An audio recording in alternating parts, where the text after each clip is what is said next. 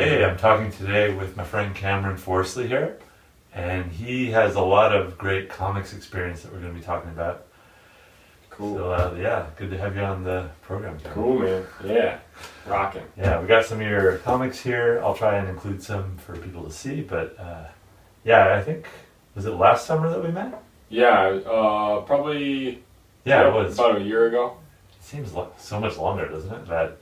Yeah, I know. All the things that happen in between, it's like, it turns into a big blur. Like, the San Francisco Comic Con. Yeah, it was cool. Oh, yeah, the Comic Con, and then Nick's house, and then checked out the chalk that he did. Yeah.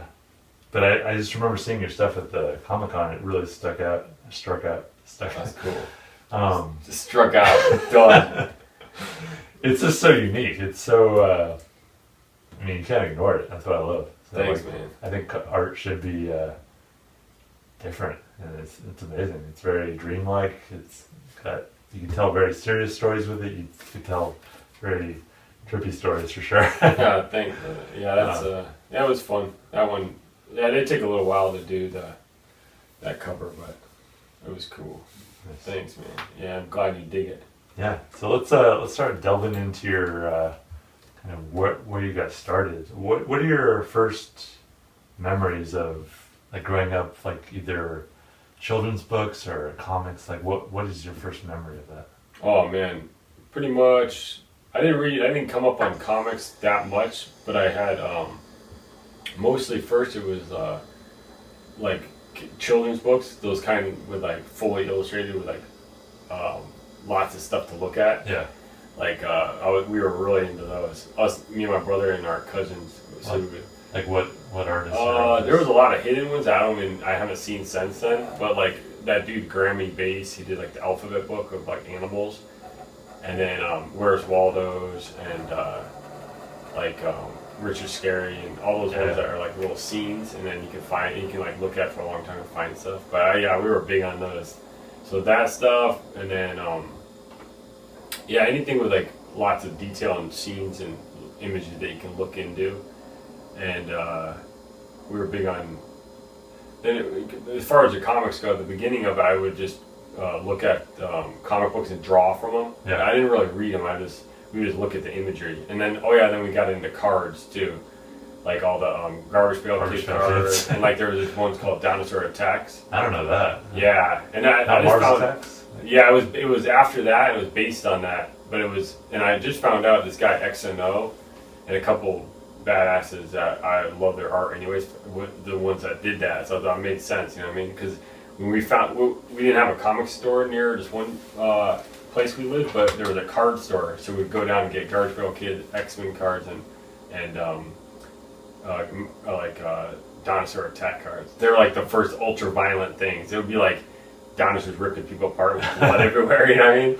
It was pretty cool, man. It was like, it made a big impact because I think we were like 3rd and 4th grade or something. So we were like, oh man, these are the coolest things, you know? I think I see that in your art. Thanks, man. But yeah, and then I was into like Far Side and Spy vs. Spy and like the real visual ones that were like easy. Because I think it took me a while to get into like reading these big stories that were like, that you were like, man, it was just overwhelming. And when you first get into comics as a kid, I was just like, so I didn't even read them. I just looked through them, like, and then our uncles bought us those old heavy metal books, the hardcover ones that are like full size. And there was this fantasy stories. There was one Christmas or something. He got me and my brother each one, and we would just look at that thing over and over. We never read them. We just look at them. You know what I mean? But it was like the artwork's amazing. You know what I mean? Like every page is like full paintings. Yeah, I don't remember the hardbacks. I remember like at 7-Eleven the heavy metal, like the magazines. Yeah, because they were like in the mature reader section, and like you were drawn to them by the cute girls on the cover. Oh yeah. And then you got inside, and there was like Mobius and all this other stuff. Yeah, the heavy metals are still. I still get them a lot whenever I can because they sell them. You can find them at places like the old ones. The 70s and 80s ones are the dopest. Yeah, I think the comics in those, like, there were stories, but I think, the art was definitely the big draw for me, because it was so unlike American comics. Man, they spent I heard they spent like a week on every page, so I can relate to those. I still can relate to that type of comics, because, like, putting a lot into the visualness of it, that takes a long time. You know what I mean? So that's why those heavy metals, man, like people can't even touch that nowadays. Like a lot of the guys, if you look at comics nowadays, no one's doing it like that extreme. Like those 70s and 80s heavy metals, if you look at that stuff, like the amount of effort put into it, you know what I mean? Yeah. That's serious stuff. Very diverse too. Like yeah, the two stories look quite the same. Yeah, so those were huge. But yeah, they had these hardcover ones that were, I think they probably came out after, and what they did is put out the stories, all the stories together into a separate book. You know what I'm saying? Like the Den one or whatever, it would be like a hardcover version of it. So that's what we just ran into. I think I got a hold of that before even the heavy metal magazines, because that's how my uncle just gave us those one time. So I was like, yeah. Nice. And did all you kinds of stuff. And did you like drawing as a kid? Were you drawing? Oh yeah, always drew my whole life, and then pretty much my mom said I got real serious about it like at 5, and got obsessed with it. And then I remember drawing like characters on like little pieces of cardboard, like animals and creatures, and then cutting them out and like gluing them on a popsicle stick.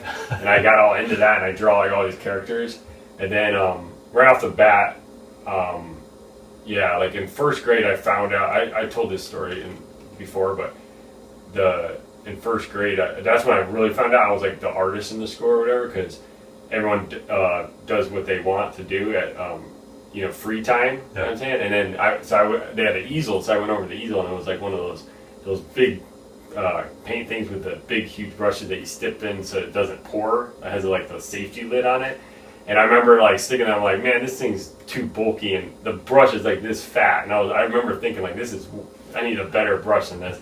And then so I started painting a bird, and then I was like, man, the paints these brushes are huge. And then it was dripping because it was so much paint. And then I was like, oh, so I had to turn it into a bigger bird, And then after I was done, I was like, oh, this is what I'm doing. And then I turned around, and there was like the teacher and like 5 kids watching. And I was like, whoa, what are you guys doing? You know what I mean? Like, so that's when I knew I was like the artist. And from then on, like first grade, I started like illustrating the school newspaper, and it went up to like 6th grade.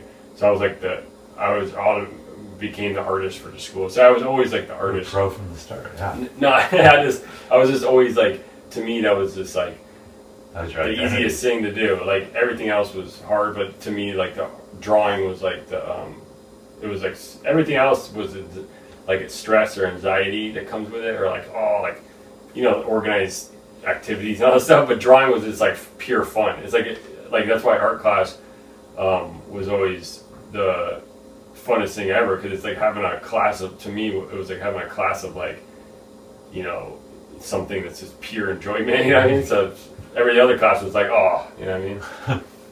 So did you think, even as a kid, that it was something you wanted to do as an adult too, or was it just something like fun as a kid? It was kind of like that was always the easiest thing and the funnest thing. So like I was already put in that position always. Like it was always like automatic. Like, oh yeah, always going to sign up for art classes. If they have art class, that's guaranteed. You know what I'm saying? I'm going to be there. So when they had electives of that in high school, we had art classes. That I was like maxed them all out. Like like sign up for all of them that you can, and then even they had the extra ones like portfolio. Portfolio exam, or like getting ready for making portfolios and stuff like that. So I just always would just be like, me all the art classes. You know what I mean? Like, so that, but I didn't really, when I was that young, and then I started just, even though it was like super easy, I was just coasting off of that easiness of it. Like, I didn't put any effort, into it really. I was just doing it for fun, and I was just like coasting off just the talent of it. But I wasn't putting any kind of discipline into it. Like I just did it when I felt like it. So then that's pretty much, I didn't get like obsessed with it and serious about it until I was like 18. So up until then, I was like, in high school I was like, getting into skating and messing around and, just not being disciplined about, like my teachers and parent, my dad would like push me into like signing up for art contests and stuff, and they would be like team up together to be like, do this, and like bringing opportunities to me. But I was just like, yeah, you know what I mean? But kind of like not being focused about it. But you know, that's how teenagers are, you know. Sure. Takes a while to get it together, Yeah. So it all worked out. And then, when I was 18, I went to art. I got so in high school, I just was always, you know, did art through the whole thing and did all the galleries and stuff, or like through the school. And then what happened was my dad and my teacher teamed up and signed me up for this contest, national cartooning contest that it was like a Benson Ritter Farrington editorial cartoon contest, and then they signed me up and was like, my dad even said, hey, you should draw this, and here's a script for it, right? Like, draw this guy, draw this, and draw this, and then my teacher kind of was like, yeah, let's get him going on this. So I just did it, and I won first place in the country.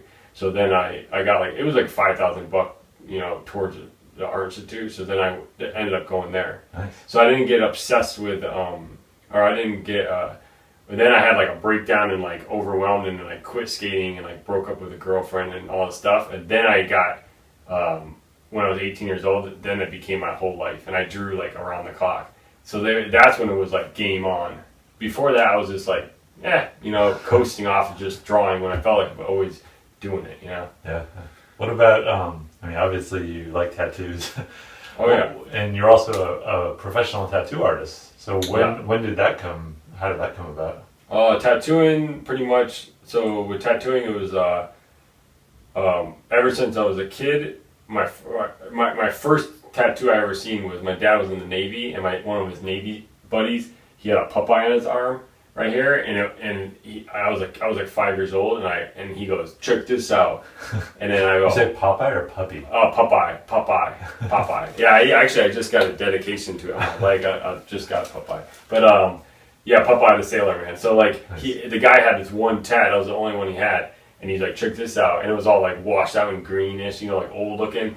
And even then, I was just like, whoa, that was the coolest thing I ever seen. You know what I mean? Like that is amazing. Like, as a little kid, I was just like blown away by it. And so then, and he had a cigarette burn right in the middle of it from like, they used to play this game that you put a lit cigarette and whoever pulls away first, you know, pushes out. And so I was like, what? And so that was like game on, like tattoos are the coolest thing. So when I'm older, I always wanted them.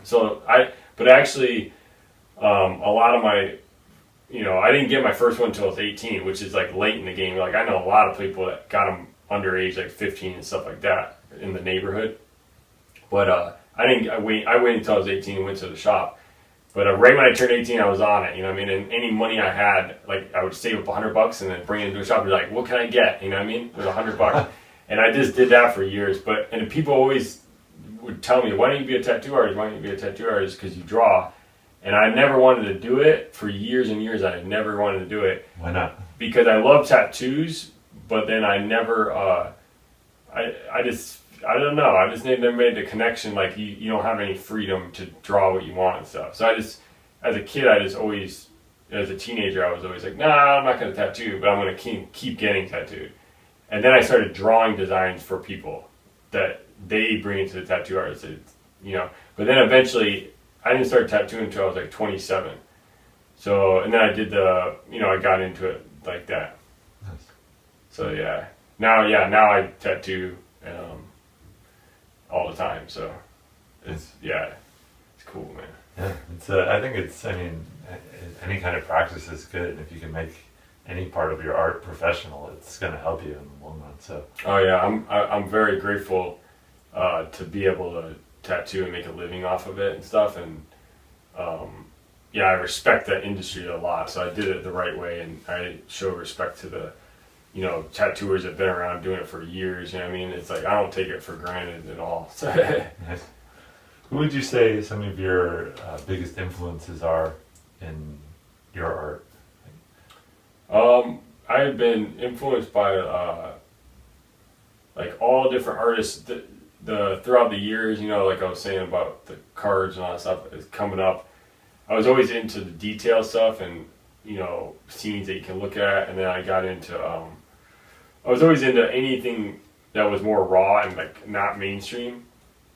I always thought it just looked cooler because like the whole mainstream, even movies nowadays and all that stuff is like, you know, just like that thing of like appealing to the most amount of people and it's watering it all down so like that, you know, it will appeal to everyone type thing. And to me, it always turns to garbage because it's just like, it's not, even if someone, I even appreciate art that's, you know, very distinct, and I don't even like it that much, but just the fact that it's like comes from a one person vision or something like that, I appreciate that, you know what I mean? Because to me, that's what it's all about.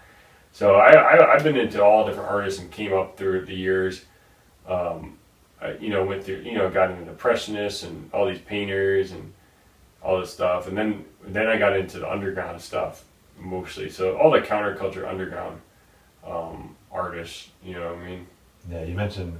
I mean, I see a lot of Robert Crumb in your work for sure, and you Oh, said you yeah. met him, which is amazing. Crumb was like that was. You know, you'll hear a lot of anyone that's into independent comics or underground comics. They always mention Crumb as one of the main guys because he broke open the door to a lot of people, and he's the one that really set it off in a way that like brought it to in people's faces. Because part of it too was he was already, you know, cracked it open with underground comics and you know, S. Clay Wilson, all those guys, Zap guys. But Crumb blew up bigger, and then when the documentaries and the movies came out, that brought it to this other level. And so, and he's just, you know, like a king of a craft and stuff. So he made such a big impact. And then, but it wasn't just the art and stuff like that that makes such a big impact on everyone, I think. It's also, like when I saw that documentary for the first time, like you read about all these millions of artists that were badasses back in the day, but you don't get to like see. Like, part of the reason it was so great was you saw, like, this is a true artist and this is how he gets down. Like, when I saw that is when I started, like, oh, I'm going to draw around the clock. Like, I'm going to always have my sketchbook every single day and no one's going to see me without it. Like, I'm going to draw everywhere I'm at. And, like, he's the one that set that clicked it into my head like that, you know what I mean? And so it wasn't just art, it was, like, that mentality. And I was like, oh, and that's, from that moment on, you know, that's when, like, for years I was just, like, drawing, like, 8-10 hours a day, you know what I mean? Like, people would see me, and they wouldn't see me not drawing, you know what I mean? I think that's great. I think that's something that I hope anyone watching this that is serious about their art is into. Keep a notebook or a sketch pad with you at all times, and any free moment, use it. Yeah, the sketch pads are, you know, that's another thing. He broke the sketchbooks. Where it really is. Yeah, a lot of people I see have trouble because they don't have the sketchbook, so because the sketchbook kind of keeps you. It's like an athlete. Like if they just like a basketball player, if they just do the games, but they never go to weightlifting or practice. You know what I'm saying? Like the sketchbook is like all that, you know. Yeah, it's like building a muscle. You gotta keep it in shape. And it's like get it sharper. Huh. Wow. What about nowadays? Who would you say in comics or in any art really?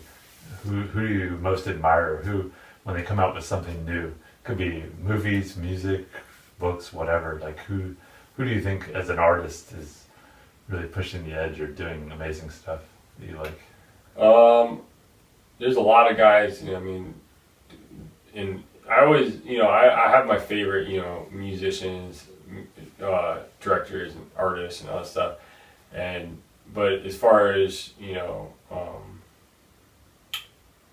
pretty much anyone that's doing, you know, I can go on forever of all my heroes, you know what I mean?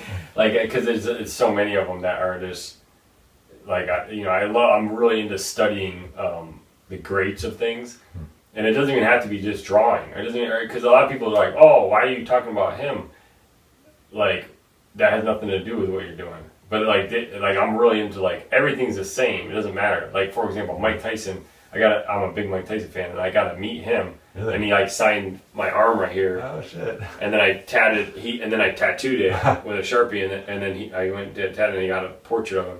And then I got to meet him, and he's like, these are my people right here. And so like, I was a big Mike Tyson fan, and it's like people are like, oh, what does that have to do with drawing? But to me, it's like all these things. He's a master at his craft. You know what I mean? So it doesn't matter. I could take that, you know, a sport or a music or whatever, and then just apply that same energy and be like, it's the same thing, and just study their life, you know. So yeah, I got all kinds of favorites, but that's good. You're bringing in the spirit of their energy, and a lot of times when you take that to a new medium like comics or whatever, that medium, that specific energy hasn't been seen in comics, so you did make something new. Yeah, cool, man. Nice. Thanks. Yeah, I'm glad. Yeah, it's a good idea. Nice. Do you have any like what would be like your dream project at this point in your career? Pretty much. I don't know as much as a dream project, but the main thing I just make sure is like I keep pushing my own limit. Like every project I do, I'll be like, all right, like my gramps always says like, what's your favorite drawing you ever done or something, right? I always say like the one I'm working on now is my favorite always. So like I always like whatever I did on the last one, I'm like, all right, how could I do it even better than that one? And then try to up it, you know, or try to like push it even farther, or do it, you know, longer, bigger, you know, like add more to it, like whatever the weak points are on the last one, be like, all right, I'm gonna up that and get everything maxed out, you know, like try to so I just want to keep producing. The main thing is that keep producing and always make sure always there's projects in the making. I usually have like a bunch of projects going at once, and then they finish randomly, like, and then, you know, like 10 things there's usually like 10 things in the oven or whatever, and then like they just start popping out randomly, and then like, but then you fill that slot in. Yeah. So yeah, like that, and it's like it gets kind of hectic, but at least it's always, the main thing is there's always stuff in progress all the time. You know what I mean? Yeah. And just always trying to push the limit and do better. You know. What advice would you have for anybody? Because you've self-published, you've had things published. What would be like for somebody starting out? What would you recommend like most? I know you said practice obviously a lot, draw a lot. Oh yeah. What other advice would you say, like for getting published or releasing your own self-publishing things? The main thing is what I learned the hard way a lot of stuff, and just over the years, like, so I hopefully would give advice to young people starting out to not go through, but one of the main things is practice and draw all the time, make stuff all the time, and don't wait for anyone to ever be like, because a lot of, when you're young, you kind of like think like, oh, someone's gonna come to me and be like, all right, here's the opportunity and now I'll do it. But really it's more like you just keep cranking out and keep improving and keep making stuff, and you just keep doing it so much that it's flooding out there, and then like people just have to notice because it's just there, and then that leads to these things. So it's like you don't wait around for anyone, just make it. And another thing is like just make the whole thing yourself. That's why self-publishing is so good. It's like people be frustrated, be like, oh, why am I not getting published, or why am I not published by this or that and other? But it's like just make the thing and publish it yourself, and it's just as great. You know what I mean? Just because there's not as many copies, you can keep print them, get them out there, send them to all your favorite people. So just I would just say the main thing is making the thing. Because a lot of people, that's another thing, is like a lot of people just be like, oh, I want, making the thing is what it's all about. So no matter, that's like the key. If I don't want to hear anything about, you know what I mean, like, you now have an opportunity. If you have, all right, show me the finished things you made. Yeah. You know what I'm saying? A lot, because you hear a lot of that. Products, finish it. Just finish the thing, and it's all done. Then we can start talking about stuff. You know what I mean? Yeah. Like and I had the same problem for years. Like I would be like having all these drawings, but they weren't like as a finished thing. They were just pieces of stuff. You know what I mean? Or just like random images. You know what I mean?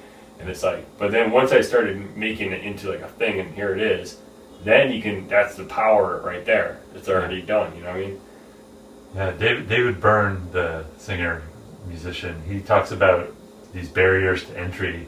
You know, if you want to work in movies, yes, there are, if you want to go through the studio system, there's these really high barriers to entry that very few people make it. But if you want to get started in movies, you can, use your phone or whatever and make your own movies with your friends. Yeah.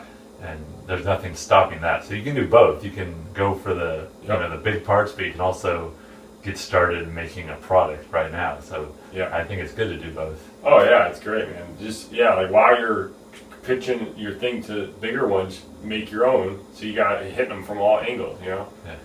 So what would you say your biggest challenge is at this point in your career? The main thing. Oh yeah, the art is always a thing. You know, it's like keep doing it forever, and then that's something separate. But the one thing is, the money thing with artists. A lot of times people think like, oh, if you reach this level of greatness, or if you reach this level of making a thing, the money thing is always a hard thing, because these guys could be, you could be one of the best in the world at something, or famous. You could be famous and really one of the champions in the world at something. You know what I mean? And be like broke. You know what I mean? Or like be like struggling, and it happens every day. And so the young people don't know about that really. You know what I mean? A lot of times, because they think like if you're one of the best in the world, or you're like a famous legend, that guy's set. You know what I mean? But a lot of times it isn't like that. A lot of times the guy that's, and I've seen this happen, with people. And a lot of times it's like these heroes that people have, you meet in real life, they're actually way broker than the average person way broker than the average man walking down the street. You know what I mean? Which is sad, because it's like, man, they deserve it. And but it's like, as long as because the thing is, if you're in it for the right reason, you will always push forward. Because a lot of people don't want to be an artist of any kind, musician or artist, you got to do years of suffering. You know what I mean? Which is like a cliche, but it's true. Like every time, like, all right, when I used to have to work normal jobs before I was a tattooer, like, and do my art and commissions and stuff, now, like, I would you have to work all day and come home and stay up all night and draw, right? And then keep going like that. But the thing is, it's like, every time they gave me a raise at the job, I would cut my hours. I'd be like, cut my hours. And people are like, what are you doing? Why? Why would you do that? But the thing is, it's because what you're trying to do is live off the bare minimum, so you have the most amount of time. Right. Because it's all about time. If you're serious about any craft, it's all about time. So what you do is you have to live simply, super simply, and you don't buy stuff, you don't get credit cards, you don't do all that stuff. You keep it basic, you know what I mean? And then you can just use all that time to make stuff, and that's how you get down. And so that's the whole goal of like artists should be like that. But things come in, so you just go off of that. That's how. But there's a lot of years of it like that. You know what I mean? Yeah. Nice. Well, it sounds like you have a lot of great stuff coming, and you told me about a wine label that you did. Oh yeah, So you can't remember. We'll link to right here, I guess. We'll link to the actual website or the name of it. Yeah. And I'd also, at the end of this, I really want to link to. So do you do commissions? Oh yeah, I do commissions, illustrations for all kinds of stuff, album covers, flyers, posters, tattoos.